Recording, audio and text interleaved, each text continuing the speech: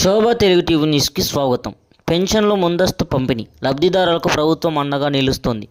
ఎన్టీఆర్ భరోసా సామాజిక పింఛన్లను పంపిణీ చేసిన మంత్రి ఎన్ఎండి ఫరూక్, జిల్లా కలెక్టర్ జి రాజకుమారి.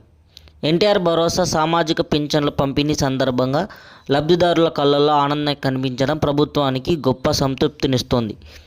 రాష్ట్ర న్యాయ మైనారిటీ శాఖ మంత్రి ఎన్ఎండి ఫరూక్ అన్నారు. శనివారం నంద్యాల పట్టణంలోని సందులపేట, బుడగజంగాల వీధిలో నిర్వహించిన పింఛన్ల పంపిణీ కార్యక్రమంలో మంత్రితో పాటు జి రాజకుమారి పాల్గొన్నారు.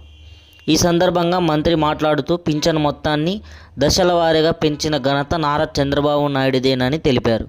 గతంలో 200గా ఉన్న పింఛన్ను 1000 రూపాయలకు, అనంతరం 2000కు పెంచినట్లు పేర్కొన్నారు.